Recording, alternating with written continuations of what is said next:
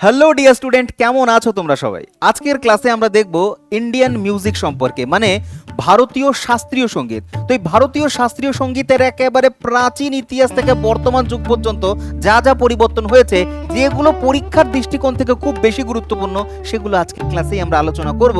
দেখব ক্লাসিক্যাল সঙ্গীতকে কয় ভাগে ভাগ করা যায়, হিন্দুস্তানি ক্লাসিক্যাল মিউজিক এবং কর্ণাটিক ক্লাসিক্যাল মিউজিক, কারা এর সাথে সম্পর্কিত, কোন ঘরানার সাথে সম্পর্কিত, এ টু জেড আজকের ক্লাসে দেখব।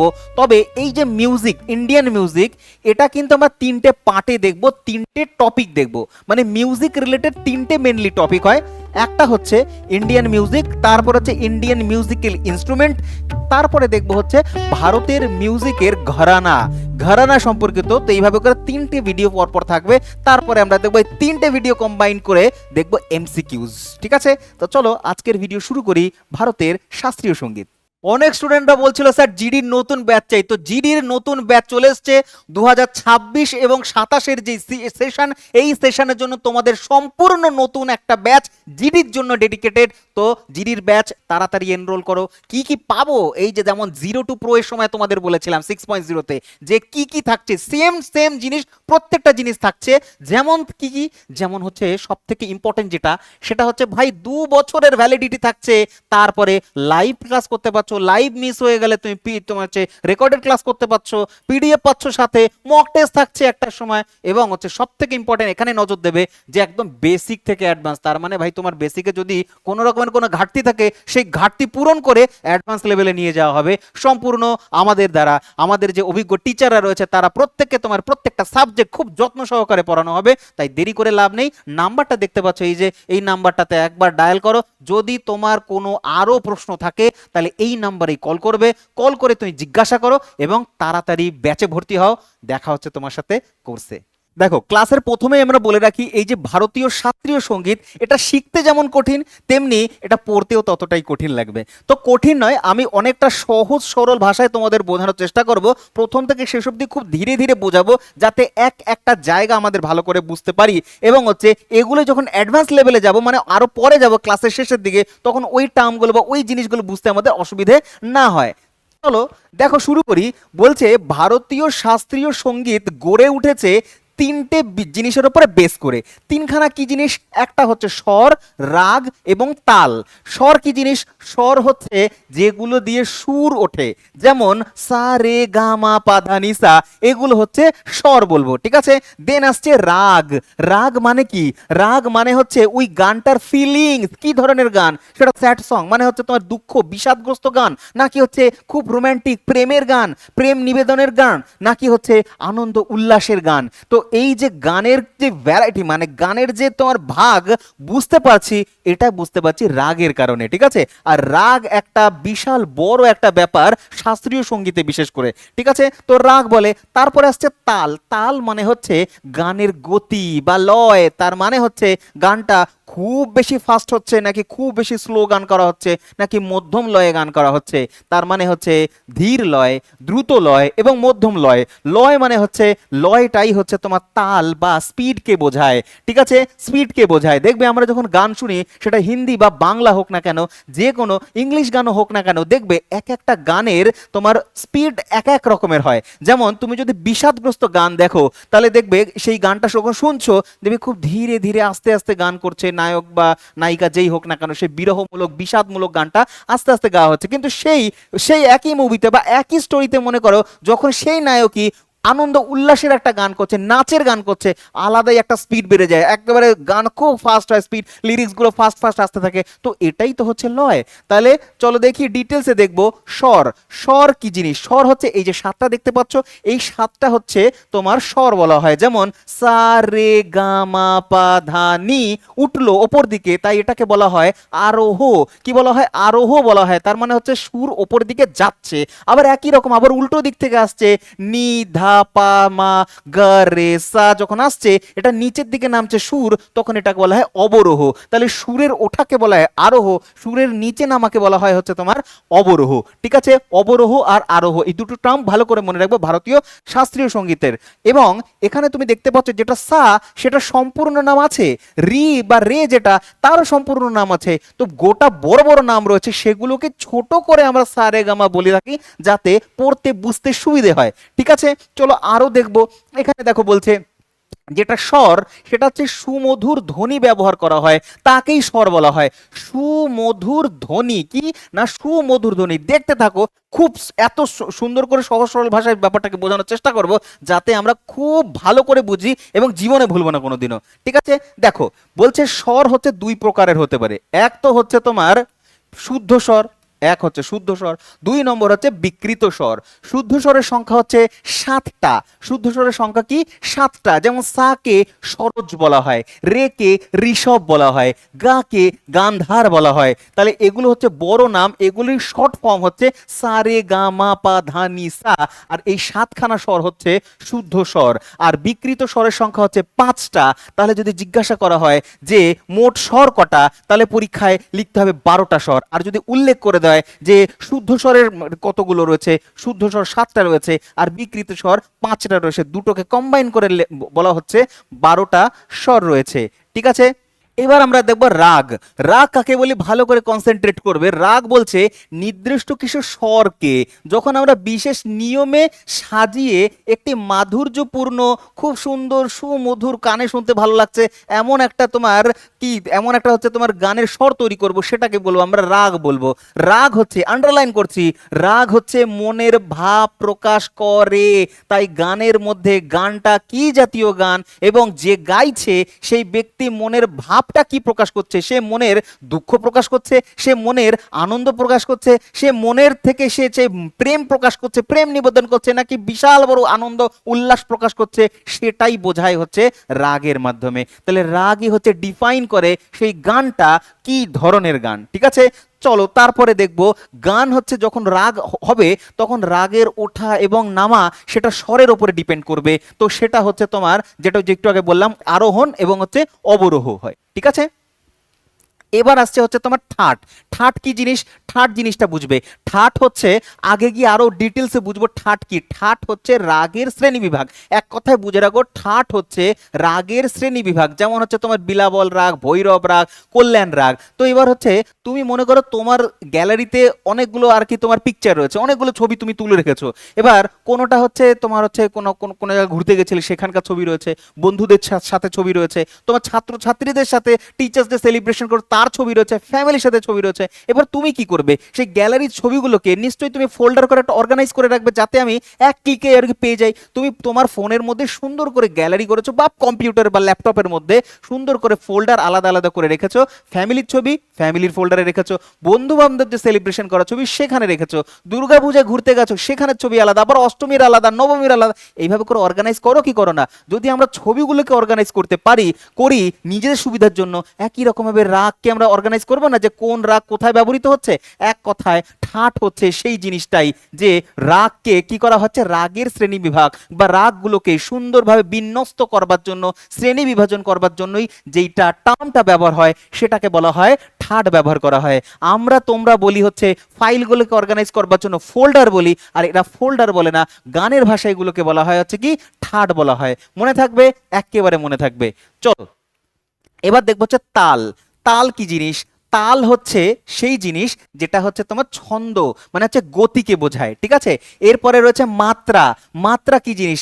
দেখবে যারা গান শিখেছো তারা খুব ভালো মতন জানো কি হয় না, গানের মধ্যে তোমার হচ্ছে কি হয় মাত্রা দেওয়া থাকে, যে দোতা মানে 2 তাল বিশিষ্ট, 3 তাল বিশিষ্ট, 4 তাল বিশিষ্ট, 6 তাল বিশিষ্ট, এইরকম নাকি, সেটাকে বলা হয় মাত্রা। সেটাকে বলা হয় মাত্রা। ঠিক আছে, বিটগুলো যে কতগুলো বিট পড়ছে সেই বিটের কম্বিনেশনই হচ্ছে তোমার তাল তৈরি হয়েছে। ঠিক আছে, আর যেটা খালি, খালি মানে সেখানে কোনো তালি পড়ে না। দেখবে হচ্ছে যখন তবলা বাজানো শেখানো হয় তখন হচ্ছে এরকম হাততালি দিয়ে দিয়ে এরকম বিট পড়ে, ঠিক আছে, এরকম করে ওইটাই হচ্ছে তোমার মাত্রা, যে কতগুলো বিটে তৈরি হচ্ছে, ঠিক আছে। তো এটাই আর কি ব্যাপার। তো যেখানে পড়বে না সেটাই হচ্ছে তোমার জিরো বা শূন্য দিয়ে বোঝানো হবে, সেটাকে আমরা খালি বলবো, ঠিক আছে।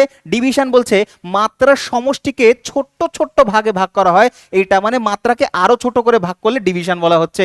সম, সম কি? সম হচ্ছে তালের প্রথম মাত্রাকে সম বলা হয়, তালের একদম প্রথম যেই মাত্রাটা স্টার্ট হচ্ছে সেটাকে বলা হচ্ছে সম, ঠিক আছে। তো এই শুধু তালটা মনে রাখো, বাকিগুলো অত বেশি পরীক্ষার দিক থেকে ইম্পর্টেন্ট নয়, তুমি জাস্ট তালটা মনে রাখবে, ঠিক আছে, তাল মনে রাখবে, ওকে। এবার দেখো এখানে তাল, স্বর, রাগ এবং তাল তিনটের একটা কম্বিনেশন রয়েছে। এবার তিনটেকে একটা সুন্দর গল্পের ছলে আমরা বোঝার চেষ্টা করব যে একে অপরে কিভাবে একটা গান তৈরি করে, ঠিক আছে। সবার প্রথমে স্বর বলছে, স্বর হলো বর্ণমালা। স্বর কি? স্বর হচ্ছে একটা বর্ণমালা, যেই বর্ণমালা হচ্ছে রাগ হচ্ছে একটা কবিতা, মানে একটা বর্ণমালা একটা কবিতা তৈরি করছে, একটা বর্ণমালা একটা কবিতা তৈরি করছে, এবং সেই কবিতাই হচ্ছে তোমার যখন হচ্ছে তোমার কি করবে, রাগ এবং তাল একে অপরের পরিপূরক, মানে সেই কবিতার মধ্যেই যখন একটা ছন্দ আসবে, একটা ছন্দ আসবে, একটা গতি আসবে, তখনই সেটাকে আমরা কি বলবো, তাল বলবো, ঠিক আছে। চলো আরো ভালো করে বোঝার চেষ্টা করি। দেখো আমরা যখন ছোটবেলায় অ আ হস্র ই দীর্ঘ স্বরবর্ণ ব্যঞ্জন বর্ণ পড়েছি কি পড়িনি? পড়েছি না? তাহলে যখন তুমি স্বরবর্ণ ব্যঞ্জন বর্ণ পড়েছো ভাই, তাহলে বলি অ, ক, খ, উ, বা মনে করো হস্র ই, ঠিক আছে, বা মনে করো হচ্ছে তোমার আ, হস্র উ, এই যে যে আমরা যে যে লেটার আমরা যে বর্ণগুলো পড়েছি এর মধ্যে মিশ্রিত রয়েছে, স্বরবর্ণ রয়েছে, ব্যঞ্জন বর্ণ রয়েছে, ঠিক আছে। এবার এই যে স্বরবর্ণ ব্যঞ্জন বর্ণ এগুলো একা একা কি কোনো কাজ করতে পারবে? একা একা কোনো কাজ করতে পারবে? পারবে। তুমি অ বলে মনের ভাব বোঝাতে পারবা? পারবো না, তো আমরা পারি না। তো এই বর্ণগুলোকে আমরা কি করবো, একটা ইয়ে অনুযায়ী, নিয়ম অনুযায়ী আমরা বসাবো, নিয়ম অনুযায়ী বসাবো। কেমন? যদি আমরা বলি আ বসাই, আয়ের পরে যদি ম বসাই, তাহলে হয়ে গেল আম। আচ্ছা, যখনই আ আর ম পাশাপাশি বসে ম হয়ে গেল, মানে আম বোঝালো, তখন বুঝতে পারছে আম মানে একটা ফলের কথা বলছে। আবার আয়ের পাশে যখন আমরা মনে করো, আয়ের পাশে হচ্ছে তোমার মনে করো বরিকার্য দিয়ে দিলাম, আজ, আজ হয়ে গেল, তারা এটা কোনো ফল বোঝাচ্ছে না, আজ মানে আজকের কথা বোঝাচ্ছে, ঠিক আছে। তাহলে দেখো এখানে আমরা অক্ষর বা হচ্ছে তোমার ধ্বনি পরিবর্তন করলাম, আর পুরো জিনিসটাই অর্থটা পাল্টে গেল। তাহলে হচ্ছে স্বর যেটা বলছে সা রে গামা, যেটা সেই সা রে গামা, সেটা হচ্ছে এই ধ্বনির কাজ করে, সা রে গামা হচ্ছে তোমার ধ্বনির কাজ করে। আর ওই সা রে গামা এই প্রত্যেকটাতে যদি আমরা অর্গানাইজড ওয়েতে সুন্দর করে নিয়ম অনুযায়ী বসাই, নিয়ম অনুযায়ী বসিয়ে যে মনের একটা ভাব প্রকাশ করতে পারবো, সেটাই হচ্ছে ধ্বনির মতন কাজ করবে। আর এটাকেই বলা হবে রাগ। এটাকে কি বলা হবে? রাগ বলা হবে, ঠিক আছে। তাহলে যখন স্বরগুলোকে একটা অর্গানাইজ ওয়েতে বসাবো তখনই রাগ আসবে, ঠিক আছে। এর আগে রাগ তৈরি হচ্ছে না, মানে মনের রাগ কি করছে, ধ্বনির মতন মনের ভাবটা প্রকাশ করতে কাজে লাগছে, ঠিক আছে। বুঝতে পারলে তো? এইবার দেখো মনে করো আমি তোমাকে একটা আরো ভালো করে বোঝানোর জন্য একটা এক্সাম্পল দিচ্ছি। সুন্দর করে দেখবে গিটার পড়ে রয়েছে কোথাও, সবার ভেতর থেকে একটা গিটারের প্রতি একটা আলাদাই দুর্বলতা রয়েছে আমাদের। তো যখন এই গিটারটা দেখবে না, নিয়ে তুলে না টুংটাং করে বাজাতে শুরু করে দেবো, কিন্তু আলাদা আওয়াজ হচ্ছে, সুর কি আসছে, ভালো কি লাগবে শুনতে? শুনবে না, লাগবে না ভালো শুনতে। কিন্তু ওই গিটারটাই যারা বাজাতে পারে, দেখবে যখন ধরবে সুন্দর করে এমন এমন জায়গায় টাচ করে সে সুর বের করবে না গিটার থেকে, তখন মনে হবে যে হ্যাঁ, এই গিটারটা এত সুন্দর বাজতে পারে। তাহলে সে কি করেছে?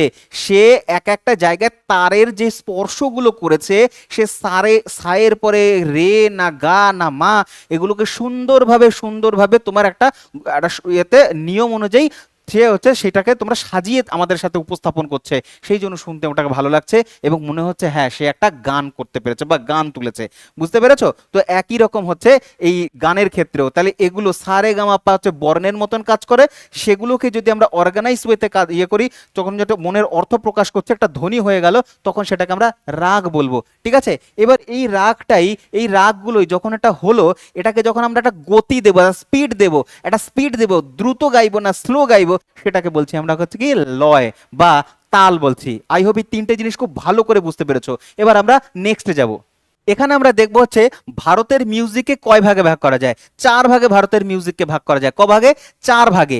বলছে ইন্ডিয়ান মিউজিক 1 নম্বরে বলছে ক্লাসিক্যাল মিউজিক, যেটাকেই আমরা শাস্ত্রীয় সঙ্গীত বলে থাকি। ক্লাসিক্যাল মিউজিককেই হচ্ছে শাস্ত্রীয় শাস্ত্রীয় সঙ্গীত বা ধ্রুপদী সঙ্গীত বলা হয়। ধ্রুপদী সঙ্গীত বলা হয়। যেটা ধ্রুপদী সেটাই শাস্ত্রীয়, সেটাকে ইংরেজিতে বলে ক্লাসিক্যাল। ক্লাসিক্যাল মিউজিকের আবার দুইটা ছেলেপুলে, দুটো ছেলে কি, এক হচ্ছে হিন্দুস্তানি ক্লাসিক্যাল, বি হচ্ছে কর্ণাটিক ক্লাসিক্যাল। যেটা হিন্দুস্তানি ক্লাসিক্যাল সেটা হিন্দুস্তানি মানে হচ্ছে হিন্দি ভাষা প্রবণ এলাকাগুলোতে, মানে উত্তর ভারতের কথা বলছে। তাহলে হিন্দুস্তানি ক্লাসিক্যাল হচ্ছে নর্থ ইন্ডিয়ার ক্লাসিক্যাল সং। তাহলে নর্থ ইন্ডিয়ার যে ক্লাসিক্যাল সং দেখা যায় বা হচ্ছে তোমার শাস্ত্রীয় সঙ্গীত দেখা যায় সেটাকে আমরা হিন্দুস্তানি ক্লাসিক্যাল স্টাইল বলবো। আর যদি দক্ষিণ ভারতে হয় সেটাকে কর্ণাটিক বলবো। কর্ণাটিক কি জিনিস ভাই? কর্ণাটিক কর্ণাটক। কর্ণাটক কোথায়? দক্ষিণ ভারতে, দ্রাবিড় অঞ্চলে। তো কর্ণাটিক সেটা হচ্ছে তোমার দক্ষিণ ভারতে বা সাউথ রিজিয়নে দেখা যায় হচ্ছে কর্ণাটিক স্টাইল। আর এই দুটোই হচ্ছে ইন্ডিয়ান ক্লাসিক্যাল মিউজিক, আর এটাই আমাদের সিলেবাসে রয়েছে, এটাই আমাদের পড়তে হবে। ঠিক আছে, এছাড়াও চলো আরো ভাগ রয়েছে। আমি বললাম ইন্ডিয়ান মিউজিককে চার ভাগে ভাগ করা যায়। সবার প্রথমে ক্লাসিক্যাল, যেটা আমাদের সিলেবাস রয়েছে পড়বো। এছাড়াও 2 নম্বরে রয়েছে ফোক মিউজিক। কি রয়েছে? ফোক মিউজিক রয়েছে। এখান থেকেও আজকাল কোয়েশ্চেন আসছে, ফোক মিউজিক থেকেও প্রশ্ন আসছে, ফোক ইনস্ট্রুমেন্ট থেকে কোয়েশ্চেন আসছে, তো এটাও আমি করিয়ে দেবো তোমাদের। ঠিক আছে, ফোক মিউজিক। 3 নম্বরে দেখবে হচ্ছে ফিউশন। ফিউশন মানে ক্লাসিক্যাল এবং ফোক দুটোকে কম্বাইন করে যেটা তৈরি হয়েছে সেটাকে বলা হয় ফোক ফিউশন মিউজিক। ক্লাসিক্যাল এবং হচ্ছে তোমার ফোককে একসাথে কম্বিনেশন করে। এখানে ক্লাসিক্যালেরও কিছু কিছু টাচ থাকবে, আবার ক্লাসিক্যালের মতন অত গুরুগম্ভীর রাগ থাকবে না, তাল থাকবে না, একটু হালকা চালে ফোকের মতন একটুখানি মজাদার শুনতে লাগবে এরকম। তো ফোক এবং ক্লাসিক্যালকে কম্বাইন করে তৈরি হয়েছে fusion classical folk music, fusion music যেটাকে বলা হয়। এর মধ্যে কি কি পড়ছে?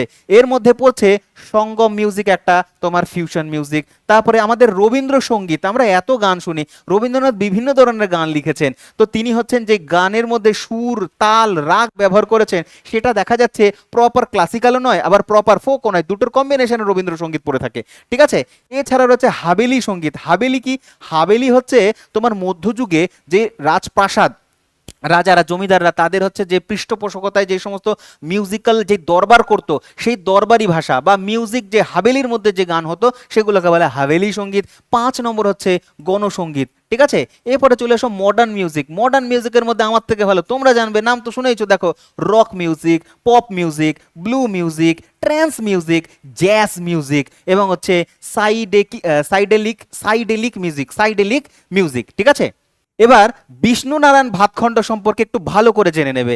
কি, যখনই তুমি ক্লাসিক্যাল সঙ্গীত সম্পর্কে জানবে, বিষ্ণু নারায়ণ ভাতখণ্ডের সম্পর্কে ভালো করে জেনে নেবে, যাকে বলা হয় ভারতের ক্লাসিক্যাল সঙ্গীতের, হিন্দুস্তানি ক্লাসিক্যাল সঙ্গীতের পিতা বলা হয় বা জনক বলা হচ্ছে বা চাণক্য বলা হচ্ছে। কিসের? না হিন্দুস্তানি ক্লাসিক্যাল মিউজিকের। তিনি একটা নয় দুটো কাজ করেছিলেন, না দুটো ইম্পর্টেন্ট খুব গুরুত্বপূর্ণ কাজ করেছিলেন। কি জিনিস তিনি করেছিলেন? ঠাট পদ্ধতি। জাস্ট কিছুক্ষণ আগে বললাম না ঠাট পদ্ধতি, সেই ঠাট পদ্ধতিটা নিয়ে এসেছিলেন হচ্ছে তিনি। কিরকম ভাবে? ওই যে সেই যে পিকচারের গ্যালারির কথা বললাম যে ফোল্ডার করে সাজানো, সেই ব্যাপারটা তিনি করেছিলেন। আগের কালে কি হতো, প্রাচীনকালে ভারতের যত ক্লাসিক্যাল মিউজিক ছিল এত রাগ ছিল, রাগ এলোমেলো ভাবে ছিল আর কি। ঠিক আছে, তো এই রাগগুলোকে ফোল্ডার ওয়াইজ মানে হচ্ছে তোমার রাগগুলোকে শ্রেণীবিন্যাস করেছে। হ্যাঁ, এইটা হচ্ছে ভোরবেলার এই গানগুলো এই রাগের মধ্যে পড়বে, এই গানগুলো এই রাগের মধ্যে পড়বে, এই যে শ্রেণীবিন্যাস সেটারই তিনি নাম দিয়েছেন ফোল্ডার সিস্টেম, না টি না ঠাট সিস্টেম। ঠিক আছে, তো ঠাট হচ্ছে জিজ্ঞাসা করবে কিসের সাথে সম্পর্কিত, বলবে ইন্ডিয়ান ক্লাসিক্যাল মিউজিকের সাথে সম্পর্কিত। রাগের শ্রেণী বিভাগকে ঠাট বলা হয়। কে এনেছেন এটা? বিষ্ণু নারায়ণ ভাতখণ্ডে তিনি এনেছেন ঠাট। ঠিক আছে, তো তার মত অনুযায়ী ভারতবর্ষে এত হাজার হাজার তোমার রয়েছে, রাগ রয়েছে, সেই রাগগুলোকে তিনি শুনে ভালো করে বুঝতে পেরেছেন এবং বলেছেন যে আমি ঠাটকে 10টি ভাগে ভাগ করে রাখলাম। এই 10টা ভাগ হচ্ছে, মনে রাখবে, বিলাবল, কল্যাণ, খামোশ, ভৈরব, ভৈরবী। যে ভৈরব, ভৈরবীর নাম তো শুনেছো তুমি, ভৈরব, ভৈরবী, আশাবরী, কাফি রাগ, কাফি রাগ, মারওয়া, তারপর হচ্ছে পূর্বী রাগ এবং হচ্ছে তরি রাগ। এগুলো হচ্ছে টোটাল 10টা থাট সিস্টেম বা রাগের শ্রেণী বিন্যাস করেছেন। এর মধ্যে অনেক থাট রয়েছে ভেতরে ভেতরে, আর এটা করেছেন হচ্ছে বিষ্ণু নারায়ণ ভাতখণ্ডে। একটা জিনিস গেল বা একটা অবদান গেল। আর একটা অবদান দেখবে, অনস্বীকার্যই অবদান, স্বরলিপি তৈরি করা। আর একটা কি? স্বরলিপি।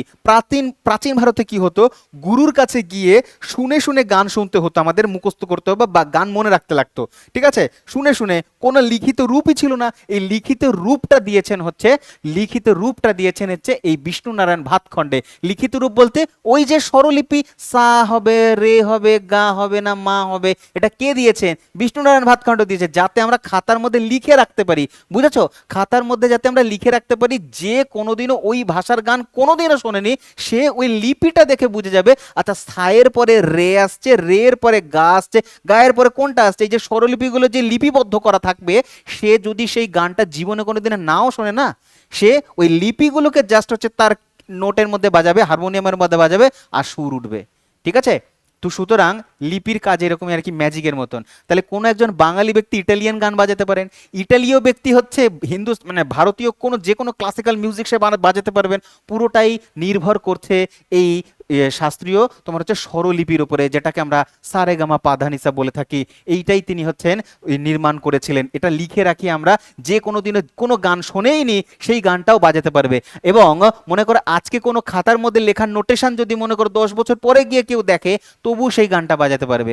বুঝেছো? তো এটাই হচ্ছে স্বরলিপির ম্যাজিক। আর এই দুটো জিনিস করেছেন হচ্ছে এই ভাতখণ্ডে সাহেব। এই জন্যই ভাতখণ্ডকে বলা হয় ভারতের ক্লাসিক্যাল মিউজিকের জনক বা পিতা বলা হচ্ছে, বা চাণক্য বলা হচ্ছে। এখানে দেখো অলরেডি আমি তোমাদের বলে দিয়েছি যে ভারতীয় শাস্ত্রীয় সঙ্গীতকে দুই ভাগে ভাগ করা যায়, হিন্দুস্তানি এবং কর্ণাটিক। হিন্দুস্তানিটা হচ্ছে উত্তর ভারতে, কর্ণাটিক বা কর্ণাটকী যে সঙ্গীত সেটা দক্ষিণ ভারতে মূলত প্রাধান্য পেয়েছে। ঠিক আছে? তো আমাদের সিলেবাস এই দুটোই রয়েছে, দক্ষিণ ভারতের কর্ণাটিক সঙ্গীত এবং হচ্ছে হিন্দুস্তানি ক্লাসিক্যাল সঙ্গীত। এবার সবার প্রথমে আজকে আমরা হিন্দুস্তানি ক্লাসিক্যাল সঙ্গীতটা একটুখানি দেখে নেব। ঠিক আছে? দেখো কি বলছে যেখানে হিন্দুস্তানি ক্লাসিক্যাল সঙ্গীত সম্পর্কে বলছে যে হিন্দুস্তানি ক্লাসিক্যাল সঙ্গীত হচ্ছে 10 প্রকার। হিন্দুস্তানি ক্লাসিক্যাল সঙ্গীতের মধ্যে 10 প্রকার বা 10টা হিন্দুস্তানি ক্লাসিক্যাল রয়েছে, যেটা নর্থ ইন্ডিয়াতে প্রচলিত। ঠিক আছে? এটা কিন্তু রাগের সাথে গোলাবে না, রাগের যে 10টা ভাগ দেখলাম ওটা আলাদা, এটা আবার আলাদা। এটা হচ্ছে হিন্দুস্তানি ক্লাসিক্যালকে আবার 10 ভাগে ভাগ করা যায়। যেমন কি ধ্রুপদ, এটা ধ্রুপদী নয়, ধ্রুপদী হলে শাস্ত্রীয় সঙ্গীত হয়ে যাবে, এটা ধ্রুপদ সঙ্গীত। ঠিক আছে? ধ্রুপদ, খেয়াল, টপ্পা, ঠুমরি, ধামার, হরি, চতুরঙ্গ, রাগসাগর, তারানা এবং সরগম, এই 10টা হচ্ছে তোমার হিন্দুস্তানি ক্লাসিক্যাল মিউজিক। যেখান থেকে প্রশ্ন আসবে যে নিম্নলিখিত কোন ব্যক্তি ধ্রুপদ সঙ্গীতের সাথে যুক্ত। খেয়াল গায়ক গান মানে খেয়াল গান করে একজন গায়কের নাম 4 জনের মধ্যে কে হবে, এইভাবে প্রশ্ন আসবে। ঘরানা থেকে প্রশ্ন আসবে যে নিম্নলিখিত এই ঘরানাটা, অমুক ঘরানাটা কোন তোমার হচ্ছে হিন্দুস্তানি ক্লাসিক্যাল সঙ্গীতের সাথে সম্পর্কিত, এমন টাইপের প্রশ্ন জিজ্ঞাসা করবে। ঠিক আছে? তো এই 10টা ভালো করে মনে রাখবে। হিন্দুস্তানি ক্লাসিক্যাল মিউজিক কিভাবে মনে রাখতে লাগবে আমি তোমাকে দেখিয়ে দিচ্ছি। 10টা রয়েছে, 5টা গ্রুপ করে নাও, মানে হচ্ছে দুটো দুটো করে ভাগ করে নাও, তাহলে দেখবে ইজিলি মনে থেকে যাবে। এই রকম করে পড়বে। ঠিক আছে? ধ্রুপদের সাথে খেয়াল মনে রাখবে, তাহলে যখনই ধ্রুপদ সাথে খেয়াল, ধ্রুপদ খেয়াল, ধ্রুপদ খেয়াল। ঠিক আছে? তাহলে ধ্রুপদ একটা হলো, খেয়াল হলো। আরেকটা তুমি এটা তো মনে রাখতে পারো, টপ্পার সাথে ঠুমরি আসে, টপ্পা ঠুমরি, ব্যাস দুটো একসাথে জোড়ায় জোড়ায়, তাহলে হচ্ছে খেয়াল ধ্রুপদ বা ধ্রুপদ খেয়াল, টপ্পা ঠুমরি। তারপরে ধামার এবং হরি, ধাবার এবং হরি, হরি মানে যেটা জন্য হোলির সময় গাওয়া হয়, শ্রীকৃষ্ণের জন্য গাওয়া হয়, শ্রীকৃষ্ণ রাধার জন্য গাওয়া হয়, তো এটাকে বলা হয় হরি। ঠিক আছে? তো কি ধামার হরি, ধামার হরি। ঠিক আছে? চতুরঙ্গ এবং রাগ সাগর, চতুরঙ্গ এবং হচ্ছে রাগ সাগর, চতুরঙ্গ এবং হচ্ছে রাগ সাগর। চতুরঙ্গ মানে 4খানা এর রং রয়েছে এর মধ্যে দেখা যায়, চতুরঙ্গ এবং রাগ সাগর। লাস্টে হচ্ছে তারানা এবং সারগাম। এইভাবে দুটো দুটো করে মনে রাখবে, তাহলেই মনে থাকবে। ঠিক আছে? এই 10টা মনে রাখতে হবে, খুব গুরুত্বপূর্ণ, যেগুলো হচ্ছে হিন্দুস্তানি শাস্ত্রীয় সঙ্গীতের মধ্যে পড়ে। আর প্রত্যেকটাই আমরা এখন দেখবো যে ধ্রুপদ কি। চলো সবার প্রথমে দেখো ধ্রুপদ। সবার প্রথমে আমরা দেখব ধ্রুপদ। ধ্রুপদ কি বলছে? ধ্রুপদ শব্দটি এসছে ধ্রুব কথা থেকে, যেটার অর্থ হচ্ছে স্থির, যা পদ এবং হচ্ছে পদ যে কথাটা সেটা এসছে শব্দ বা গান থেকে। তাহলে কি হলো? স্থির পদ বা স্থির গান, স্থির শব্দ। অতএব ধ্রুপদ শব্দটির অর্থ হলো পদ্যের আক্ষরিক অর্থ যে সঙ্গীতের রূপান্তর, মানে একটা পদ্য বা একটা কবিতা, সেই কবিতাটাকে, সেই শব্দগুলোকে আমরা কি করলাম, যখন সুর দিলাম বা রাগ দিলাম তখন একটা গান হয়ে গেল। মানে পদ্যের একটা কবিতার রূপ, পদ্যের একটা তোমার হচ্ছে গানের রূপ, সেটাকে আমরা বলবো ধ্রুপদ, আক্ষরিক অর্থ এটা। এটা হচ্ছে এই ধ্রুপদ হলো হিন্দুস্তানি কণ্ঠসঙ্গীতের প্রাচীনতম, এখান থেকে প্রশ্ন আসবে। ঠিক আছে? যে হিন্দুস্তানি ক্লাসিক্যালের প্রাচীনতম যে সঙ্গীতটার নাম কি, বলবে ধ্রুপদ। ঠিক আছে? এবং এটাই হচ্ছে সর্বশ্রেষ্ঠ রূপের মধ্যে একটা। ধ্রুপদ সম্পর্কে মনে রাখবে রাজা মান সিং তোমারের নাম, মান সিং তোমার, যিনি হচ্ছেন গোয়ালিয়রের ছিলেন। এটাও জিজ্ঞাসা করবে কোথা থেকে আসছেন। গোয়ালিয়রের রাজা মান সিং, তার রাজ দরবারেই হচ্ছে প্রথম এটা তোমার হচ্ছে ধ্রুপদটা শোনা গেছিল, ঠিক আছে।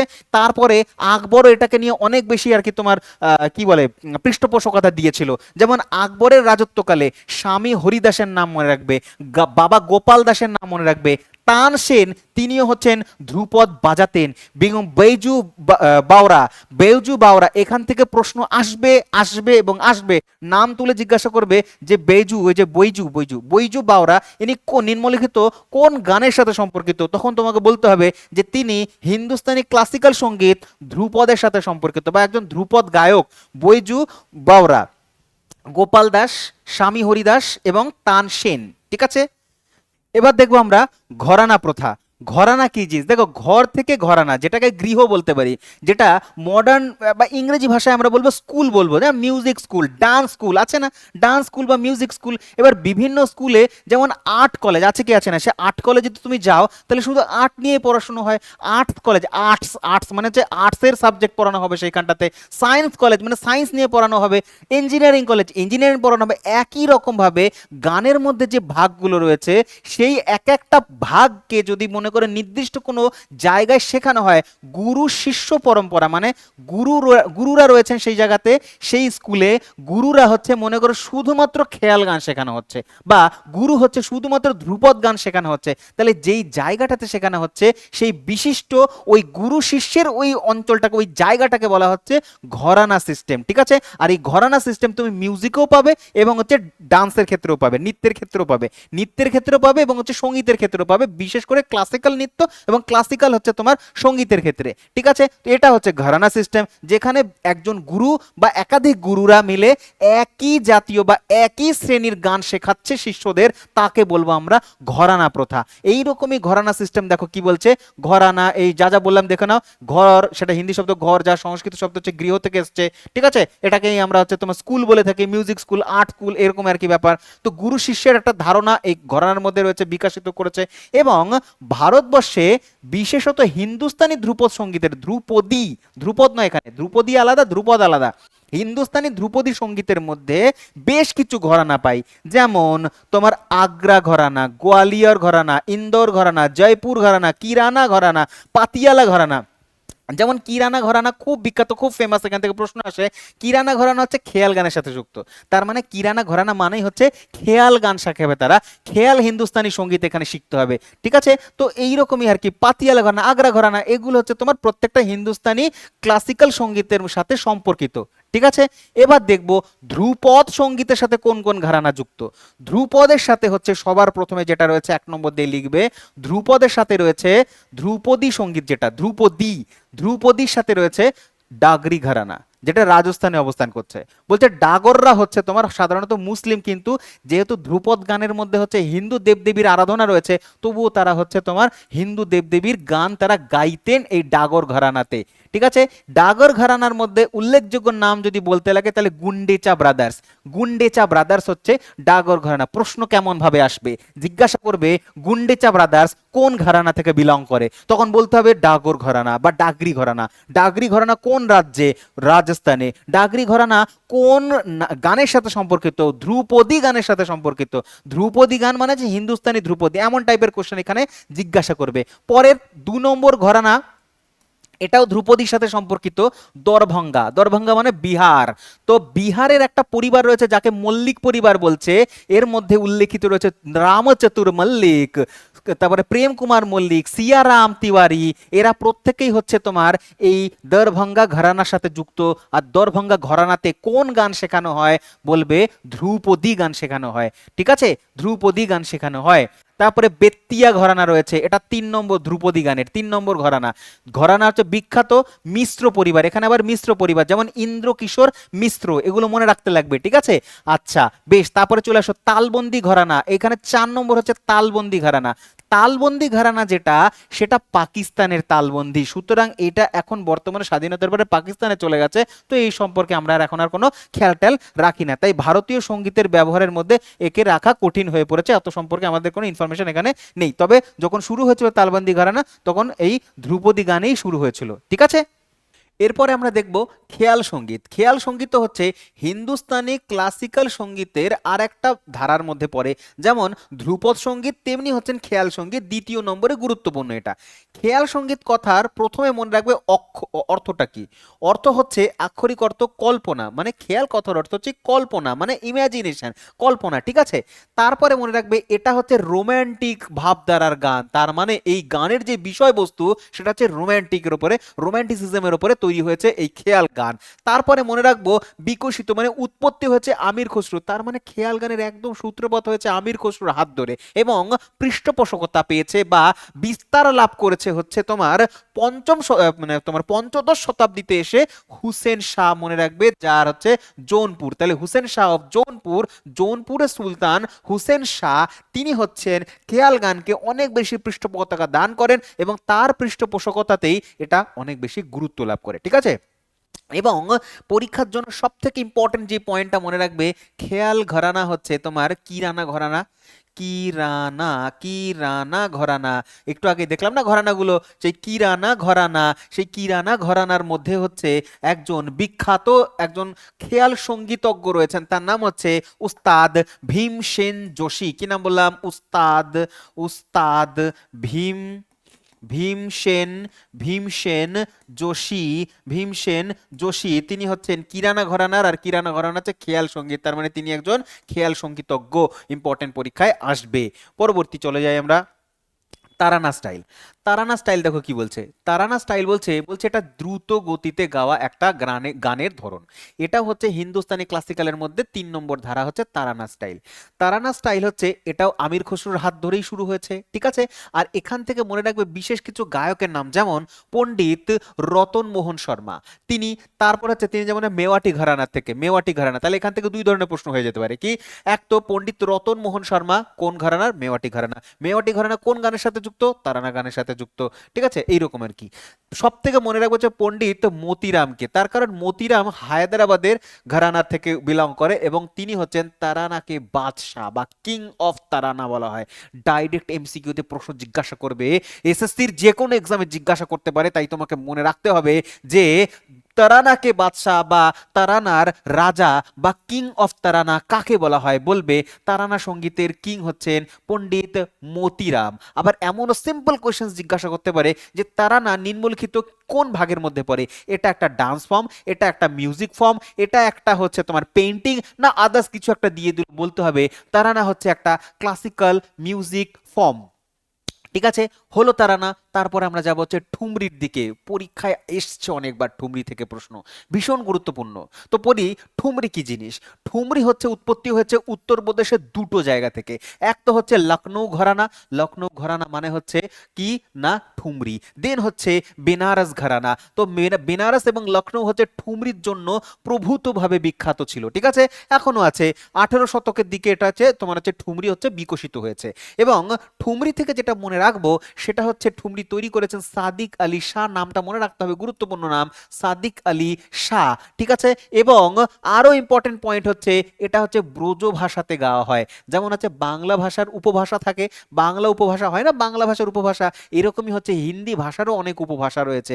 তো হিন্দি ভাষার একটা উপভাষা হচ্ছে ব্রজ ভাষা বা ব্রজবুলি ভাষা, এই ব্রজ ভাষাতেই হচ্ছে তোমার ঠুমরি গাওয়া হয়ে থাকে। তাহলে ঠুমরি থেকে রিপিট করি কি কি পয়েন্ট মনে রাখবো।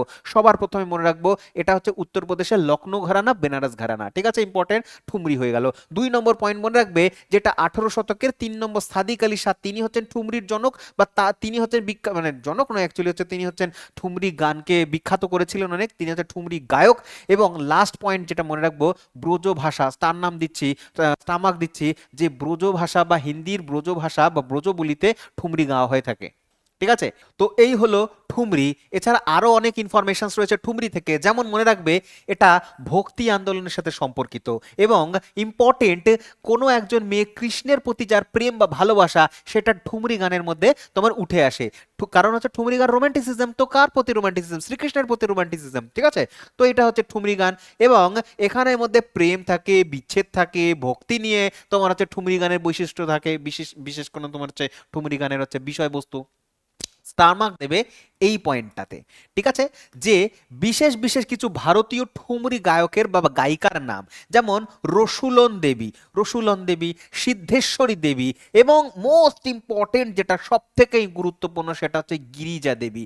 গিরিজা দেবী পরীক্ষায় বহুবার এসছে, নাম মনে রাখবে, যতদিন পরীক্ষা দেবে ততদিন ঠুমরি গায়কের সাথে বা ঠুমরি গানের সাথে সম্পর্কিত হচ্ছে গিরিজা দেবী, যাকে বলা হয় কুইন অফ ঠুমরি বা ঠুমরির রানী বলা হয়, যিনি বেনারস ঘরানা থেকে, বললাম না যে ঠুমরি হচ্ছে দুটো ঘরানা, লখনৌ এবং বেনারস, তো বেনারস ঘরানা থেকে গিরিজা দেবী, যিনি হচ্ছেন কুইন অফ ঠুমরি বা ঠুমরির তোমার রানী বলা হয় তাকে, গিরিজা দেবীকে। ঠিক আছে, নেক্সট আমরা দেখব টপ্পা।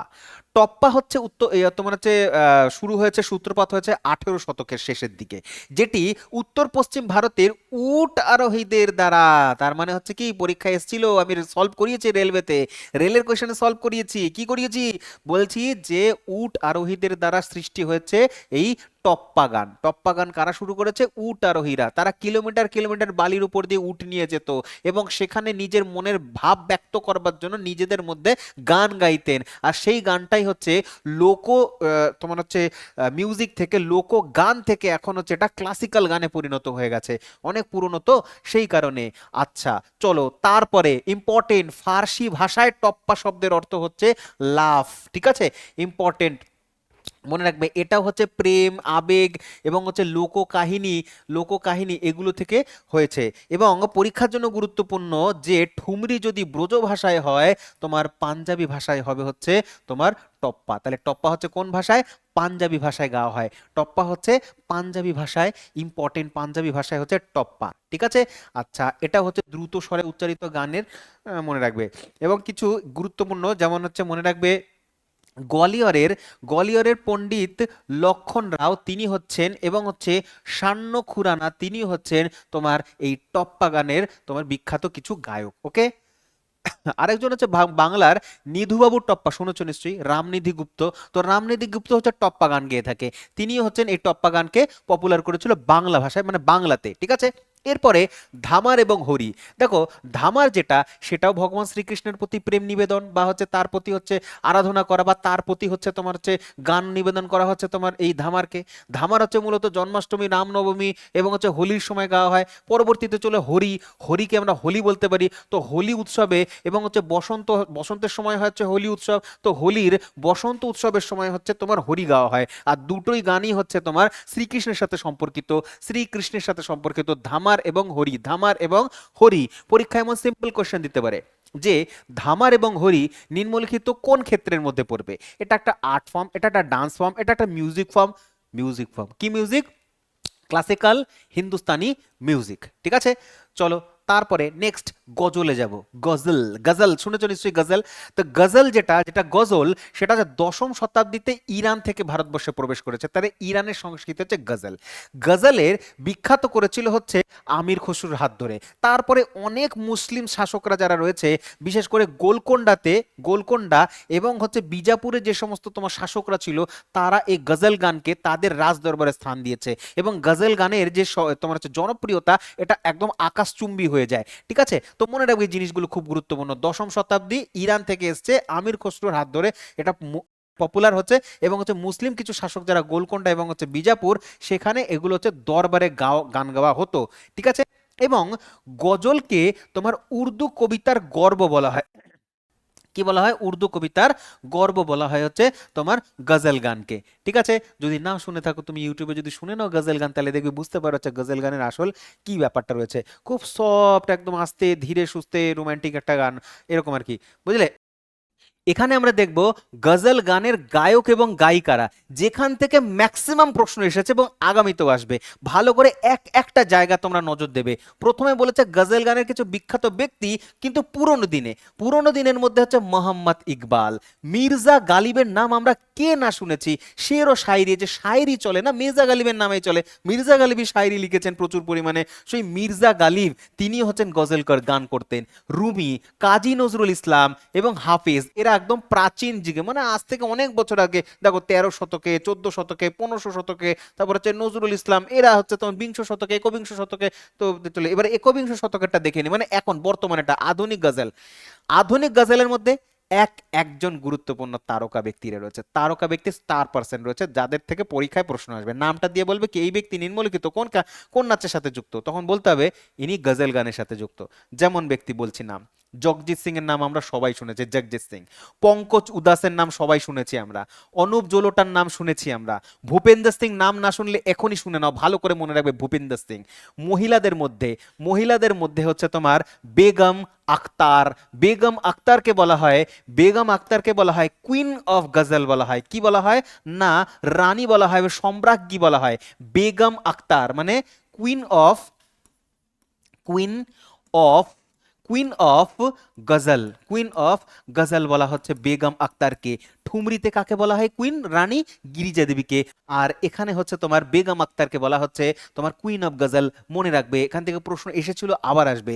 ফরিদা খানম, মেহেদি হাসান, বহুত ইম্পর্টেন্ট। মেহেদি হাসান যিনি, তাকে গজলের শাহেনশাহ বলা হয়। তাহলে যদি আমরা বলি কুইন অফ গজল, তাহলে হচ্ছে বেগম আক্তার। যদি বলা হয় কিং অফ গজল তাহলে হচ্ছে মেহেদি হাসান। তাহলে মেহেদি হাসানকে শাহেনশাহ বলা হচ্ছে, শাহেনশাহ রাজা, কিং একই ব্যাপার, ঠিক আছে। তো এই তারপর হচ্ছে গুলাম আলী খান, গুলাম আলী যিনি হচ্ছেন পাটিয়ালা ঘরানা থেকে বিলং করে। এইটাও এসছে পরীক্ষাতে যে এই যে গুলাম আলী খান তিনি কোন ঘরানা থেকে বিলং করে, পাটিয়ালি ঘরানা বা পাতিয়ালা ঘরানা থেকে বিলং করেন, ঠিক আছে।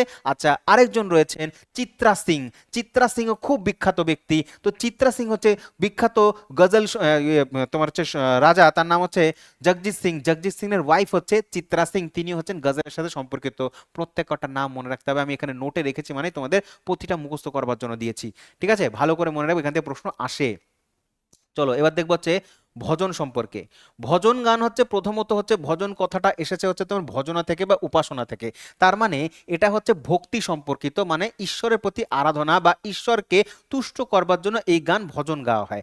ভজন আমরা শুনেছি প্রচুর পরে, আমরা কালীর গান শুনি, কালী ভজনা, যে শ্যামা সঙ্গীত, এগুলো ভজন সঙ্গীত, ঠিক আছে। তো এইরকম শ্রীকৃষ্ণের প্রতি ভজন সঙ্গীত আছে, মা দুর্গা, সন্তোষী মা, এদের প্রতি ভজন সঙ্গীত আছে। তাহলে ওগুলোই হচ্ছে ভজন, যেগুলো হচ্ছে আমরা দুর্গা দেবী বা দেবীর প্রতি বা দেবতার প্রতি হচ্ছে আরাধনা করি, সেগুলো হচ্ছে ভজন সঙ্গীতের মধ্যে পড়ে যায়, ঠিক আছে।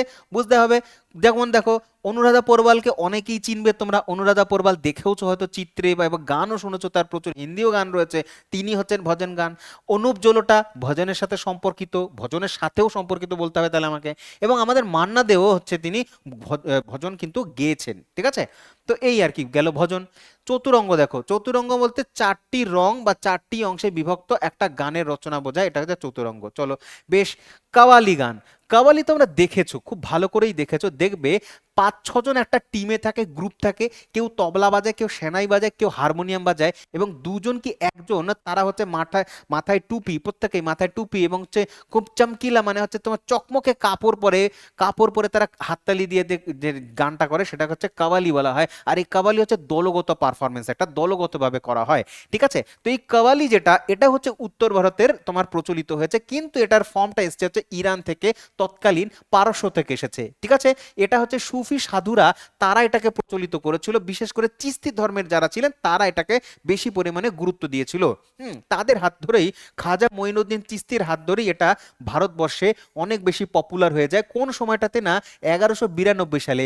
সেই সময় আজমেরের দরগা ছিল, যে আজমেরের দরগা, যে আজমের শরীফ দরগা, সেই শরীফ দরগাতে এইটার প্রধান কেন্দ্র ছিল এই গানের প্রধান কেন্দ্র ছিল হচ্ছে এখানে, ঠিক আছে। আচ্ছা, গায়কের মধ্যে কিছু নাম মনে রাখবে, যেমন হচ্ছে নুসরাত ফতে আলী খান, নাম শুনেছো, অবশ্যই শুনেছো নিশ্চয়ই, নুসরাত ফতে আলী খান আমরা গানও শুনেছি প্রচুর। এবং হচ্ছে রাহাত ফতে আলী খানকে আমরা শুনেছি, পাকিস্তানি গায়ক, হচ্ছে তোমার হচ্ছে বলিউডে প্রচুর গান করেছেন রাহাত ফাতে আলী খান। এবং হচ্ছে সাবরি ব্রাদার্স, যে এরা হচ্ছেন তোমার হচ্ছে এই তোমার কাওয়ালির সাথে সম্পর্কিত, যারা কাওয়ালি গান গেয়ে থাকে। বুঝতে পারলে? এবার আমরা দেখবো কর্ণাটকী শাস্ত্রীয় সঙ্গীত, যেটা দক্ষিণ ভারতে প্রচলিত। ভারতের দুটো ধারা, হিন্দুস্তানি ক্লাসিক্যাল, যেটা উত্তর ভারতে পড়িয়ে দিয়েছি আমরা, পড়েছি সুন্দর করে বিস্তারিত পড়েছি। এবার দেবো আমরা দক্ষিণ ভারতের বা কর্ণাটকী শাস্ত্রীয় সঙ্গীত। কর্ণাটকের শাস্ত্রীয় সঙ্গীত সম্পর্কে যদি বলতে লাগে তার মূল ভিত্তি এবং ইতিহাস সম্পর্কে দেখব। বলছে যে কর্ণাটকী বা ভারতের শাস্ত্রীয় সঙ্গীতের কথাই যদি বলো না কেন, এটা হচ্ছে প্রাচীন বৈদিক গ্রন্থে পাওয়া যায়। তাহলে ভারতের সঙ্গীতের ইতিহাস একেবারে বেদে উল্লেখিত ছিল, বেদের ভাষায় মানে বেদে উল্লেখিত ছিল। তারপরে আসা হচ্ছে নাট্যশাস্ত্র। তাহলে নাট্যশাস্ত্র এবং বেদ, বেদ চার প্রকার, চার প্রকার বেদের মধ্যে যেটা সাম বেদ, ঋক সাম, তো সাম বেদই হচ্ছে পুরো ভারতবর্ষের, পুরো ইতিহাসের, পুরো বিশ্বের মধ্যে প্রাচীনতম সঙ্গীত সম্পর্কিত পুস্তক। তাহলে সঙ্গীত সম্পর্কিত পুস্তক যেটা হচ্ছে প্রাচীনতম বই, তার নাম হচ্ছে সামবেদ। সাম কথার অর্থই হচ্ছে তোমার হচ্ছে সঙ্গীত, ঠিক আছে। এরপরে আসা হচ্ছে নাট্যশাস্ত্র, যেটা রচনা করেছেন ভরতমুনি। ভরতমুনির দ্বারা রচিত এই যে নাট্যশাস্ত্র, নাট্যশাস্ত্রের মধ্যে ভারতীয় নৃত্য, ক্লাসিক্যাল নৃত্য মানে তোমার হচ্ছে শাস্ত্রীয় নৃত্য এবং শাস্ত্রীয় সঙ্গীত সম্পর্কে বিস্তারিত ব্যাখ্যা করা হয়েছে ভরতমুনির দ্বারা রচিত নাট্যশাস্ত্রের পরীক্ষায় এসেছে। আবার আসবে যাকে বলা হয় পঞ্চম বেদ, যাকে বলা হয় পঞ্চম বেদ। কাকে বলে পঞ্চম বেদ? বলবেন নাট্যশাস্ত্রকে, রচনাকার ভরতমুনি। আর এখানে হচ্ছে ভারতীয় ক্লাসিক্যাল সঙ্গীতের আমরা অনেক কিছু পুঙ্খানুপুঙ্খ একদম বিস্তারিতভাবে পাই। এরপরে আরেকটা মিউজিক সম্পর্কিত বই মনে রাখবে, বৃহদ্দেশী। বৃহদ্দেশী রচনা করেছেন মাতঙ্গ মুনি, রচনা করেছেন, পরীক্ষায় আসতে পারে, ভীষণ গুরুত্বপূর্ণ। সঙ্গীত সুধারকের রচনাকার হচ্ছে হরিপাল। পরীক্ষায় জিজ্ঞাসা করবে এই যে সঙ্গীত সুধারক এর রচনাকার কে, উত্তর হবে হরিপাল। হরিপাল রচনা করেছে। আর এটা কেন গুরুত্বপূর্ণ? এটা এই কারণে গুরুত্বপূর্ণ, এই বইটাতেই প্রথম উল্লেখিত হয়েছে হিন্দুস্তানি ক্লাসিক্যাল এবং কর্ণাটকী ক্লাসিক্যাল, এই দুটো যে থিওরি সবার প্রথম এই বইটাতেই উল্লেখিত হয়েছে হরিপাল দ্বারা। তো হিন্দুস্তানি এবং কর্ণাটকী শব্দের উল্লেখ পাওয়া যায় এই বইটার মধ্যে, পাওয়া যায় সঙ্গীত সুধারকের মধ্যে পাওয়া যায়। এবার বলছে কর্ণাটকী সঙ্গীতের অবস্থান কোথায়, কোথায় দেখতে পাবো? তাহলে একদম ক্লাসের প্রথম থেকেই আমি বলে আসছি কর্ণাটক মানে কর্ণাটক মানে বর্তমানের কর্ণাটক। তাহলে বর্তমানের কর্ণাটক যদি বলে কত কোথায়, দক্ষিণ ভারতে। আর দক্ষিণ ভারতে যেখানে দ্রাবিড় সংস্কৃতি প্রচলিত রয়েছে সেখানে হচ্ছে দেখা যায় কর্ণাটকী সঙ্গীত বা ইংরেজিতে বলে কার্নাটিক ক্লাসিক্যাল মিউজিক। এই কার্নাটিক ক্লাসিক্যাল মিউজিকের মধ্যে তামিলনাড়ু, কর্ণাটক, অন্ধ্রপ্রদেশ এবং হচ্ছে কেরালাম, তো এই কটা জায়গাতে, এই কটা রাজ্যে, দক্ষিণ ভারতের রাজ্যে কার্নাটিক মিউজিক প্রচলিত রয়েছে। ঠিক আছে, চলো নেক্সট যাই। পরীক্ষায় যেখান থেকে প্রশ্ন আসবে সেখান থেকে আমরা দেখব এই যে পয়েন্টগুলো, খুব ইম্পর্টেন্ট জায়গা। এবার তোমাদের মাথায় অনেকেরই প্রশ্ন আসবে, স্যার কর্ণাটকী সঙ্গীত বললেই তো ভালো, তো কার্নাটিক কেন বলছি বারবার? কার্নাটিক এই কারণে বলছি আমাদের জন্য, ব্রিটিশদের জন্য। ব্রিটিশরা কর্ণাটক উচ্চারণ করতে পারতো না, কর্ণাটকে কার্নাটিক বলে গেছে, ঠিক আছে। এই আর বিশেষ কিছুই নেই এই জায়গাটাতে। ইম্পর্টেন্ট পরীক্ষার জন্য এই জায়গাটা এমসিকিউ দেবে, জিজ্ঞাসা করবে। বলছে কর্ণাটকী সঙ্গীতের গ্র্যান্ড থিওরিস্ট তার নাম কি? তার নাম পরিষ্কার ভাষায় মনে রাখবে, ভেঙ্কটমুখী। ভেঙ্কটমুখী তিনি হচ্ছেন গ্র্যান্ড থিওরিস্ট বলা হয় কর্ণাটকী সঙ্গীতের। নেক্সট পয়েন্ট কি বলছে? বলছে 1700 শতাব্দীতে, 17th সেঞ্চুরিতে সেই কাজটা হয়েছিল, যেই কাজটা হচ্ছে তোমার ভাতখণ্ডে সাহেব করেছিল উত্তর ভারতে হিন্দুস্তানি ক্লাসিক্যালে। কি করেছিল? যত রাগ রয়েছে হিন্দুস্তানি ক্লাসিক্যালের সেই রাগগুলোকে শ্রেণী বিভাজন করে বা শ্রেণীবদ্ধ করেন, ঠিক আছে। একই রকম কাজ হচ্ছে তোমার এখানে করে, হচ্ছে তোমার দক্ষিণ ভারতীয় রাগগুলোকে শ্রেণীবদ্ধ করে, তাকে বলা হয় হচ্ছে মেলা কর্তা। পরীক্ষায় জিজ্ঞাসা করবে এমসিকিউ দিয়ে যে কোন সময় রচিত হয়েছে এবং মেলা কর্তা কি? মেলা কর্তা হচ্ছে দক্ষিণ ভারতীয় শাস্ত্রীয় সঙ্গীতের যত রাগ রয়েছে সেই রাগগুলোকে শ্রেণীবদ্ধ করা হয়েছে, এই শ্রেণীবদ্ধ করার যে পদ্ধতি সেটাকে বলা হয় মেলা কর্তা। আর উত্তর ভারতে রাগের শ্রেণী বিভাগকে বলা হয় হচ্ছে তোমার থার্ড সিস্টেম বা থার্ড পদ্ধতি। থার্ড পদ্ধতি হচ্ছে উত্তর ভারতে এবং মেলাকর্তা হচ্ছে দক্ষিণ ভারতে, দুটোই হচ্ছে রাগের শ্রেণী বিভাগ। এই মেলাকর্তা কটা রয়েছে? মেলাকর্তাতে বলছে 72টি রাগ রয়েছে। কটা? না 72টা। বলছে মেলাকর্তা পদ্ধতিতে মূল বা জনক রাগের সংখ্যা হচ্ছে 72টা, মানে মূল রাগের সংখ্যা হচ্ছে তোমার 72খানা রাগ রয়েছে মেলাকর্তাতে। নেক্সট দেখবো আমরা হচ্ছে শ্রুতি, স্বর, রাগ এবং তাল, এই চারটের সমাবেশে, এই চারটেকে কম্বাইন করে তৈরি হয়েছে কর্ণাটকী শাস্ত্রীয় সঙ্গীত। ঠিক আছে, কর্ণাটকী শাস্ত্রীয় সঙ্গীত এই চারটের সংমিশ্রণে তৈরি হয়েছে। অলরেডি আজকের ক্লাসেই স্বর, রাগ এবং তাল আমরা বুঝে ফেলেছি, ঠিক আছে। এবার শ্রুতি। শ্রুতি হচ্ছে সঙ্গীতের ভিত্তি বা পিচ, যেটা কর্ণাটকী সঙ্গীতের আর একটা মূল বৈশিষ্ট্য বা ধারা বলতে পারো, ঠিক আছে। পরবর্তীতে যাব আমরা দেখব, বলছে সঙ্গীতের বিভিন্ন রচনা। বলছে যে গীতম, গীতাম কি জিনিস? গীতাম হচ্ছে সহজতর রচনা, যা নতুন শিক্ষার্থীদের জন্য শেখানো হয়। বর্ণাম, জিজ্ঞাসা করবে বর্ণাম কোন গানের সাথে বা কিসের সাথে সম্পর্কিত, বলে কর্ণাটিক গানের সাথে সম্পর্কিত হচ্ছে বর্ণাম, যেটা রাগের মূল বৈশিষ্ট্যকে তুলে ধরে, যে কোন রাগে গানটা গাওয়া হচ্ছে সেই রাগের মূল বৈশিষ্ট্যকে তুলে ধরা হচ্ছে। কীর্তি, কৃতি, কৃতি কি? সবচেয়ে ভক্তি গীতি হচ্ছে তোমার কৃতি বলা হয়। আর পরে হচ্ছে তোমার পল্লবী, পল্লবী হচ্ছে ইম্পর্টেন্ট, মোস্ট ইম্পর্টেন্ট পার্ট হচ্ছে পল্লবী, যেটা হচ্ছে মূল থিম বা শুরুর অংশ, মানে কোনো একটা গানের একদম স্টার্টিং পার্ট হচ্ছে তোমার পল্লবী। এমসিকিউতে এসেও ছিল কোয়েশ্চেনটা যে পল্লবী হচ্ছে ড্যাশ পার্ট অফ এনি মানে কর্ণাটিক সং, তাহলে কোন পার্ট? স্টার্টিং পার্ট, ঠিক আছে। তো স্টার্টিং পার্টকে কি বলা হয়, বা গানের শুরুর অংশটাকে কি বলা হয়? পল্লবী বলা হয়, ঠিক আছে। দেন পল্লবী গাওয়া হয়ে যাওয়ার পরে আসে হচ্ছে তোমার অনুপল্লবী। কি আসে না? অনুপল্লবী আসে, দ্বিতীয় অংশটা গানের হচ্ছে দ্বিতীয় অংশ। তারপরে আসে মূল বা দীর্ঘায়িত যে অংশটা গানের সেইটা আসে, যেটাকে বলা হয় চরণম, যেটাকে বলা হয় চরণম, যেটা একেবারে শেষ এবং দীর্ঘতম অংশ কর্ণাটকী ভাষাতে, মানে ঠিক আছে, কর্ণাটকী ক্লাসিক্যাল মিউজিকে। তাহলে সবার প্রথমে পল্লবী, তারপরে অনুপল্লবী, তারপরে হচ্ছে চরণম। তাহলে যদি আমরা একটা ব্রিজের মতন তৈরি করি, সবার প্রথমে পল্লবী থাকবে, মাঝখানে থাকবে তারপরে থাকবে হচ্ছে তোমার চরণম। চরণম, চরণ যেটা চরণম, চরণম এবং হচ্ছে পল্লবীকে যুক্ত করছে হচ্ছে মাঝখানের অনুপল্লবী, ঠিক আছে। চরণম এবং হচ্ছে পল্লবীকে যুক্ত করে মাঝখানে অনুপল্লবী। এরপরে আরেকটা শব্দ পাবে, সেটা হচ্ছে তিল্লানা। তিল্লানা ইম্পর্টেন্ট, এটি হচ্ছে সাধারণত গানের বা কনসার্টের শেষে পরিবেশন করা হয় তিল্লানা। আবার এগেন সেম কোশ্চেন জিজ্ঞাসা করতে পারে যে কর্ণাটকী ল্যাঙ্গুয়েজ মানে কর্ণাটকী গানে শাস্ত্রীয় সঙ্গীতে তিল্লানা কোথায় আসে? তিল্লানা আসে হচ্ছে একেবারে গানের শেষে আসে, লাস্ট পার্টে, এন্ডিং পার্টে আসে তিল্লানা, ঠিক আছে। লাস্ট হচ্ছে তোমার রাগমালিকা। রাগমালিকার কি? রাগ হচ্ছে, রাগমালিকা হচ্ছে রাগের সমারোহ, মানে রাগের সম্ভার, যত রাগ রয়েছে সেটাই হচ্ছে তোমার রাগমালিকা, ঠিক আছে। আচ্ছা, এখান থেকে প্রশ্ন আসবে। আমি অলরেডি কিন্তু তোমাদের একটা আলাদা সেপারেট একটা ইনস্ট্রুমেন্টের ভিডিও করেছি, মিউজিক্যাল ইনস্ট্রুমেন্ট, আমি নিচে ডেসক্রিপশন বক্সে লিংক দিয়ে দিয়েছি, দেখতে পারো ওখান থেকে।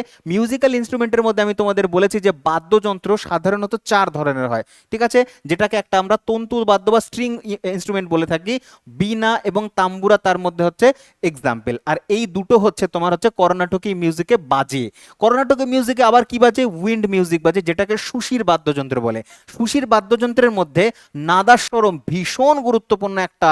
নাদাস্বরম সাউথের মুভি তো তোমরা দেখেছো নাদাস্বরম, আমি এখানে একটা ছবিও দিয়ে দিয়েছি, দেখো এখানে ছবিটা দেখতে পাচ্ছ, ছবিটা যে উঠছে তোমাদের স্ক্রিনে, এটা হচ্ছে নাদাস্বরম। এই নাদাস্বরম কি জিনিস? ওই যে এরকম লম্বা করে থাকে, এখানে উইন ইয়ে করে তোমার হচ্ছে উইন বা হচ্ছে বাতাসের মাধ্যমে বাজানো হয় নাদাস্বরম, অনেকটা বাঁশির মতো, সেনাই মতন, তো ওইটাকে বলে নাদাস্বরম। যেটা তোমার এই নাদাস্বরমটা, এই নাদস্বরম যেটা, নাদস্বরম যেটা, সেটা হচ্ছে তোমার দক্ষিণ ভারতীয় কর্ণাটকী সঙ্গীতে অনেক বেশি পপুলার, অনেক অনেক অনেক বেশি পপুলার, ঠিক আছে। তো দক্ষিণ ভারতে হচ্ছে নাদস্বরম এই মিউজিকটা খুব বেশি পপুলার, এটা বাজানো হয় অনেক সাউথের মুভিতে আমরা দেখেছি। এরপরে আসছে তোমার পারকাশন। পারকাশন মানে যেগুলোকে আঘাত করে বাজানো হয়, আঘাত করে বাজানো, যেটা বিট বা তালের কাজ করে, যেমন মৃদঙ্গম বাজে কর্ণাটকী সঙ্গীতে, ঘটম বাজে। ঘটমও খুব গুরুত্বপূর্ণ একটা বিখ্যাত জিনিস, যেমন নাদস্বরম তেমনি হচ্ছে ঘটম। ঘটম কিন্তু তুমি উত্তর ভারতের বা হচ্ছে তুমি হিন্দুস্তানি ক্লাসিক্যাল অত দেখতে পারবে না, কর্ণাটকী ক্লাসিক্যালে তুমি দেখতে পারবে ঘটম, যেটা মাটির এক ধরনের পাত্র, সেই মাটির পাত্রের মধ্যে আঘাত করলে এক ধরনের সুন্দর মিউজিক বা সাউন্ড বেরোয়, সেটাকে বলা হয় ঘটম। এরপর হচ্ছে মোরসিং, এগুলো সবই হচ্ছে তোমার পারকাশন বা হচ্ছে তোমার তোমার হচ্ছে কি বলে তোমার বিট বা তালের কাজে করে, ঠিক আছে। এরপরে আসছে বিখ্যাত কিছু শিল্পী যারা হচ্ছে ঘটম বাজায়, একজনের নামই মনে রাখবে, এটাও আমি পড়িয়েছি, পরীক্ষায় এসেওছে, আবার আসবে, জিডিতে আসবে, এমটিএসে আসবে, রেলে আসবে, প্রত্যেকটা পরীক্ষায় আসবে, মনে রাখবে। এইচ বিনায়করাম, বিক্কু বিনায়করাম বলা হয়, বিক্কু বিনায়করাম। বিক্কু বিনায়করাম হচ্ছে খুব বিখ্যাত একজন ঘটম বাদক, ঘটম বাদক, ঘটম বাজনার সাথে, ঘটম বাজনার সাথে সম্পর্কিত হচ্ছে বিক্কু বিনায়ক। পরীক্ষায় এসছে, আবার আসবে বিক্কু বিনায়ক কোন কিসের সাথে সম্পর্কিত? ঘটমের সাথে, ঠিক আছে। চলো, আরো কিছু ব্যক্তিত্বর নাম রয়েছে যেখান থেকে এমসিকিউ দেবে, এখান থেকেই প্রশ্ন আসবে এমসিকিউতে, এইখান থেকেই কোশ্চেন আসবে, বলবে ফাদার অফ কর্ণাটিক মিউজিক কাকে বলা হয়? উত্তর এক কথায় হবে পুরন্দর দাসকে বলা হয় father of Indian Carnatic music, ঠিক আছে, বা কর্ণাটকী সঙ্গীতের জনক বলা হয় হচ্ছে তোমার পুরন্দর দাসকে। নেক্সট চলে আসো, মুখস্থ করবে সম্পূর্ণ, আর কিচ্ছু নয়, একেবারে পুরোপুরি শরবতের মতন গিলে খেয়ে নেবে এটাকে। বলছে যে ত্রিমূর্তি কার? না কর্ণাটকী সঙ্গীতের ট্রিনিটি বলা হয়। ট্রিনিটি অফ কর্ণাটিক মিউজিক বা তিন মূর্তি কর্ণাটকী ভাষায় তিনজন মিউজিশিয়ান রয়েছে, তাদের একজন একজন করে নাম বলছি। একজন হচ্ছে ত্যাগরাজ, শ্যামা শাস্ত্রী এবং মুত্তুস্বামী দীক্ষিতর। কি নাম বললাম? মুত্তুস্বামী দীক্ষিতর, ত্যাগরাজ এবং শ্যামা শাস্ত্রী। শ্যামা শাস্ত্রী, ত্যাগরাজ এবং মুত্তুস্বামী দীক্ষিতর, এরা হচ্ছে কর্ণাটকী সঙ্গীতের তিন মূর্তি বা ট্রিনিটি বলা হয়। ইম্পর্টেন্ট, পরীক্ষার জন্য গুরুত্বপূর্ণ। ঠিক আছে, নেক্সট পার্ট চলে আসো। কর্ণাটকী সঙ্গীতের নারী ত্রিমূর্তি, মেয়েদের মধ্যে কে, মহিলাদের মধ্যে কে? মহিলাদের মধ্যে তিনজনের নাম হচ্ছে সবার প্রথমে ডি.কে পট্টমল, ডি.কে পট্টমল, তারপরে আসছে হচ্ছে তো বসন্ত কুমারী, ইম্পর্টেন্ট বসন্ত কুমারী, এবং হচ্ছে এম.এস. শুভলক্ষ্মী। এম.এস. শুভলক্ষ্মীর মান তোমরা অনেকে হয়তো শুনেছো, যারা না শুনেছো আমি আরো ডিটেলস করিয়ে রাখছি, কারণ এম.এস. শুভলক্ষ্মী থেকে বেশ কিছু পরীক্ষায় প্রশ্ন এসে গেছে অলরেডি, আবার রিপিট আসতে পারে। ঠিক আছে, চলো এম.এস. সুব্বলক্ষ্মী সম্পর্কে আমরা দেখব কি কি পয়েন্ট আমরা মনে রাখবো। সবার প্রথমে এম.এস. সুব্বলক্ষ্মী কোন ক্ষেত্রের সাথে যুক্ত সেটা মনে রাখতে লাগবে। তুমি উত্তর দেবে এম.এস. সুব্বলক্ষ্মী হচ্ছে কর্ণাটিক ভোকালিস্ট, কর্ণাটিক বা কর্ণাটকী শাস্ত্রীয় সঙ্গীতের একজন ভোকালিস্ট, মানে তিনি মিউজিকের ইনস্ট্রুমেন্ট বাজায় না, তিনি হচ্ছেন গান করেন। ঠিক আছে, তিনি হচ্ছেন গান করেন। তো queen of Carnatic music, queen of Carnatic music বলা হয় হচ্ছে তোমার এম.এস. সুব্বলক্ষ্মীকে। তিনি প্রথম ভারতীয় সঙ্গীত শিল্পী যিনি ভারতরত্ন পেয়েছেন 1998 সালে। ইম্পর্টেন্ট স্টার মার্ক পয়েন্ট, এটা স্টার মার্ক পয়েন্ট, খুব গুরুত্বপূর্ণ, পরীক্ষা এসেছে যে কোনো, দেখো প্রথম মহিলা যিনি ভারতরত্ন পেয়েছেন তিনি তো হচ্ছেন ইন্দিরা গান্ধী, কিন্তু জিজ্ঞাসা করবে যে মিউজিক ইন্ডাস্ট্রি থেকে প্রথম কে পেয়েছেন, তার নাম হচ্ছে এম.এস. সুব্বলক্ষ্মী, যাকে হচ্ছে কুইন অফ কর্ণাটকী মিউজিক বলা হয়, কুইন অফ কর্ণাটকী মিউজিক। ঠিক আছে, আরেকটা পয়েন্ট এখান থেকে জিজ্ঞাসা করে, সেটা হচ্ছে তিনি র্যামন ম্যাগসাসে পেয়েছেন হচ্ছে 1974 সালে। র্যামন ম্যাগসাসে ভারত এশিয়ার হচ্ছে তোমার নোবেল বলা হয়, র্যামন ম্যাগসাসে ফিলিপাইন্স থেকে দেওয়া হয়, এই পুরস্কারটা পেয়েছেন এম.এস. সুব্বলক্ষ্মী। এবং আরেকটা গুরুত্বপূর্ণ প্রশ্ন এসএসসি জিজ্ঞাসা করে থাকবে, সেটা হচ্ছে 1966 সালে তিনি ইউনাইটেড নেশনের জেনারেল অ্যাসেম্বলি, মানে জাতিসংঘের রাষ্ট্রসংঘ, রাষ্ট্রপুঞ্জি বলে, মানে ইউনাইটেড নেশনের যে জেনারেল অ্যাসেম্বলি সাধারণ পরিষদ রয়েছে, সেই সাধারণ পরিষদে তিনি পারফর্ম করেছেন, প্রথম ভারতীয় হয়েছেন 1966 সালে। 1960-তে প্রথম ভারতীয় হিসাবে সম্মিলিত জাতিপুঞ্জের সাধারণ পরিষদে বা ইউনাইটেড নেশন জেনারেল অ্যাসেম্বলিতে পারফর্ম করেছেন, হিস্ট্রি ক্রিয়েট করেছেন তিনি। নাম হচ্ছে এম.এস. শুভলক্ষ্মী, এম.এস. শুভলক্ষ্মী। ঠিক আছে, so thank you very much পুরো ভিডিও দেখবার জন্য। এখানে আমি ভারতীয় শাস্ত্রীয় সঙ্গীত, যেটা দক্ষিণ ভারতের শাস্ত্রীয় সঙ্গীত কর্ণাটিক, এবং হচ্ছে উত্তর ভারতের শাস্ত্রীয় সঙ্গীত হিন্দুস্তানি ক্লাসিক্যাল মিউজিক, পুরো ডিটেল তোমাদের সামনে তুলে ধরলাম, এবং যতটা পেরেছি আমি তোমাদের বোঝানোর চেষ্টা করছি সহজ সরল ভাষায়। আর পুরো ভিডিও ভালো লাগলে অবশ্যই লাইক করতে পারো, শেয়ার করতে পারো, আর দেখতে থাকো তোমার প্রিয় channel your study. So thank you very much and best of luck and জয় হিন্দ।